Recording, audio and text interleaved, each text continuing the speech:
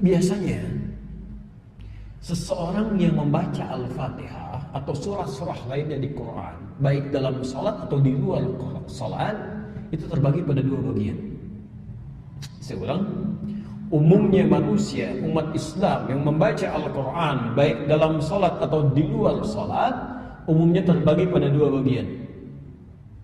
Satu, yang membaca tanpa paham maknanya. Saya coba cek deh, dari sekian bacaan sholat sampai hari ini berapa persen yang dipahami itu bacaannya. Atau dari setiap hari baca Al-Quran, Masya Allah, Anda bisa senang, bisa khatam sekian kali, khatam sekian kali. Yang dihatamkan itu berapa yang sudah dipahami? Baik. Yang kedua, ada yang membaca dengan memahami isinya, dia paham tafsirnya.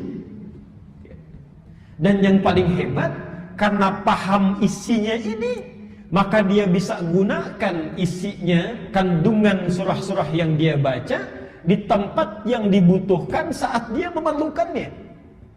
Karena Quran sendiri menyebut dirinya dengan hudan, petunjuk yang kapan saja bisa digunakan sesuai kebutuhan.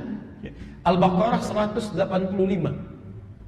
Syahrul Ramadan alladzi unzila fihi al-Quran hudan linnas. Bulan Ramadan itu diturunkan Al-Quran di dalamnya. Apa fungsi Quran? Hudan. Jadi petunjuk kehidupan, petunjuk yang sangat komprehensif bagi seluruh perjalanan umat manusia. Allah, maaf ya, artinya kita bahkan sebelum lahir, saat akan menjalani kehidupan sampai wafat ini, itu semua isi kehidupan kita, solusinya sudah dibuat di Quran. Apapun yang Anda alami itu pasti ditemukan di situ, di Quran. Jadi kalau orang cerdas, dia akan menjalani kehidupan, dia akan keluarkan dulu petunjuknya. Lalu dia bawa, kemudian dia pelajari. Ketika menemukan persoalan yang sesuai dengan itu mudah mengatasinya. Saya beri contoh gini misal, Bapak Ibu sudah berkeluarga, bahkan ini sudah ada anak, ada keturunan dan sebagainya. Kenapa Anda tidak mengeluarkan misal tuntunan berumah tangga dalam Al-Quran? Keluarkan ayat tentang ayah, tentang suami, tentang menjadi ayah yang baik. Keluarkan ayat tentang istri, tentang menjadi ibu yang baik, lalu menjadi anak yang baik. Tilawahi selama sebulan itu. Menariknya, di Quran sudah dijelaskan bagaimana cara berkomunikasi, bagaimana cara berbagi, bagaimana cara menjalin tugas. Sampai yang paling menarik dan paling unik adalah kemungkinan-kemungkinan yang terjadi di rumah tangga.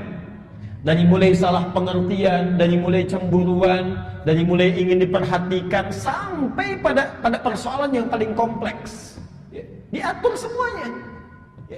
Dari mulai berhubungan dengan ibu mertua, bapak mertua, macam-macamnya. Ketemu saudara, apakah dia mahram atau bukan, ada semuanya. Jadi kalau kita keluarkan kata Quran, yuridullahu bikumul yusra, dengan belajar itu semua, Allah menginginkan kehidupan kalian mudah. Wala yuridu bikumul usra, dan Allah tidak menghendaki hidup kalian susah. Jadi kalau dalam hidup ada persoalan yang tidak pernah selesai dengan tenaga, dengan ilmu, dengan kekuatan kita, barangkali maaf, petunjuknya belum dikeluarkan. Saya mau kesini ke Kelapa Gading misalnya, mau datang ke Al-Istiqamah ini, kalau nggak pernah tahu petanya, bagaimana bisa sampai? Jadi berangkat ke sini saja tidak mudah, apalagi menjalani kehidupan yang cukup kompleks. Keluarkan. Saya pernah bacakan itu ya, dari mulai sebelum lahir sampai kita meninggal ada semua itu. Ya, ibu mendambakan anak yang saleh belum lahir, ya salihah misalnya, Anda bisa temukan di Al-A'raf ayat 189. Begitu lahir usia 0 sampai 2 tahun supaya sehat, kemudian mentalnya kuat, kemudian imunnya juga bagus. Quran surah kedua Al-Baqarah ayat 233. Mulai tumbuh, dia mau belajar pelan-pelan itu kan, supaya pertumbuhannya bagus, masa pertumbuhannya sampai dengan balighnya. Quran surah 31 ayat 13 sampai 19. Mulai dia sekolah bagaimana supaya cepat menangkap pelajaran tuh. Kadang-kadang orang belajar 3 kali, 4 kali nggak paham-paham. Ini belum disebutkan sudah paham. Ini kesini maksudnya. At-Taubah 122. Kalau ingin prestasinya meningkat, Al-Mujadalah ayat yang ke-11. Di sekolah semakin tinggi kenal dengan kawannya. Mulai ada rasa suka supaya tidak terjebak dalam pergaulan bebas yang tidak terkendali. Quran surah 49 ayat ke-13-nya. Semakin serius ingin melamar, Quran surah 4 ayat ke-4-nya. Mau menikah, Quran surah 30 ayat 21-nya. Sudah menjadi suami, tugasnya apa? Quran surah ke-4 ayat 19-nya. Istri kalau mau bagus bagaimana? Ayat ke-34 di surah 4-nya. Mulai bekerja supaya mudah pekerjaannya, ada yang standar. Quran surah 2 ayat 168. Kalau rezekinya agar ingin lebih mudah, ayat 172-nya. Kalau ingin cepat disediakan oleh Allah, Quran surah 7 ayat 96-nya. Sampai punya anak lagi, bagaimana cara mengaturnya supaya berbakti? Quran surah 17 ayat ke-23-nya. Bagaimana supaya saling mendoakan dengan baik? Quran surah ke-46 ayat 15-nya. Cita-cita bagaimana? Apakah akan hidup selamanya atau mungkin satu saat pulang? Kata Allah, kamu pasti meninggal. Quran surah ke-3 ayat 185-nya. Persiapkan supaya masuk alam kubur dengan enak, dapat rezeki. Quran surah 3 ayat 169 sampai 171-nya. Surganya di mana? Pilih. Kalau ingin bersama Nabi, Quran surah 3 ayat 31. Kalau di taman surga, Quran surah 51 ayat 15 sampai 23. Kalau ingin seluas langit dan bumi, Quran surah 3 ayat 133 sampai 134. Kalau ingin surga biasa, Quran surah 2 ayat ke-25. Semuanya ada. Ya Allah, nanti saya meninggalnya bagaimana ya? Kamu muslim, pulangnya harus tenang, panggilannya tenang. Quran surah Al-Fajr ayat 27 sampai 30 itu. Semuanya ada.